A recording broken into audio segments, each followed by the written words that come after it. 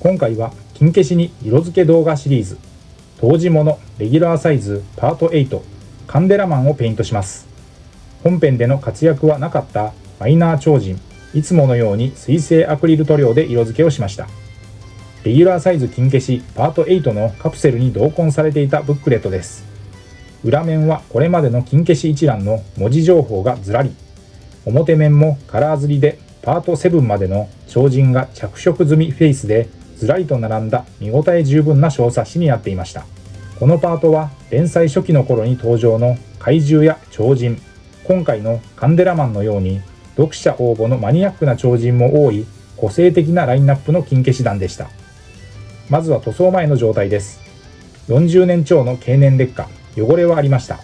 致命的な損傷などはなし、ペイントには大きくは支障ないので、そのままいつもの工程で下処理を進めていきました。当時物のレギュラーサイズ、高さは約4センチです。バランスの良い造形で問題なく自立するデザイン。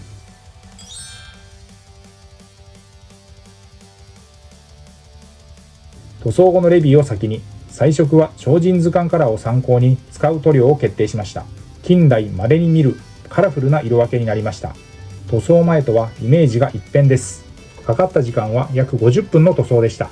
下処理からペイントの様子は記録していますので、ここから詳しくご覧ください。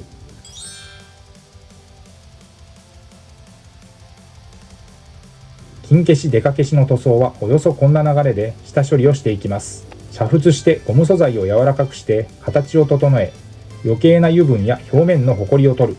ベンジン漬け込みを一晩から2日して可素材、塩ビを柔らかくする薬剤を抜く。乾燥させ、ミスタースーパークリア艶消しを全体に吹き、塗装の下地を作りました。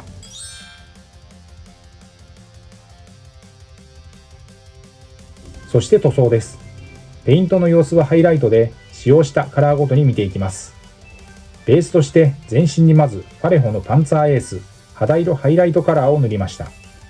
よく下地作りに使っている明るいライトな部類に入るフレッシュカラーです。下地の完全乾燥の後、本格的に色分けをスタート。まずは頭部、手、脚部に白に近いフレッシュカラーを塗りました。ゲームカラーのエルフィックフレッシュです。隠蔽力は強めのファレホですが、ライトなカラーはやはり難しい。塗っている間に乾いた箇所を上塗りしていくように重ねて徐々に色をのせました。塗料は水性アクリルのファレホを基本に下出るカラーを要所で使いながらオール筆塗りで色付けをしていきました。使用した筆は基本は模型塗装用の面相筆。面積の広い箇所はブラシを使って時短させ効率よく塗装しました。工程は下地塗りから上塗りの大きく2段階です。今回の色塗りに使用した塗料はこちら。ファレホは世界水準で最高級の水溶性アクリルカラーと言われ、筆塗りによる塗装が滑らかに、筆ムラも出にくく広い範囲に塗装ができます。ゲームカラーはファンタジックな特別色で、人物、モンスター系フィギュアに適した鮮やかな色がメイン。ここからは5色を使ってボディカラーをペイントしていきます。まずは黄色。モデルカラーのディープイエローを使いました。隠蔽力には不安のある黄色ですが、これぐらいの面積であれば問題なし。下地も走行してうまく色が乗りました。次に緑です。モデルカラーのライトグリーンです。明るい緑の塗料で適当な粘性、隠蔽力も強く重宝しています。広い面積は筆で塗りに行って引っかいてしまうとムラになりやすいので、先端で叩いて色をのせていくイメージで作業をしました。モデルカラーはファレホの筆塗りのスタンダードです。色数も多彩で様々なジャンルの模型、プラモデル、フィギュア塗装に応用できます。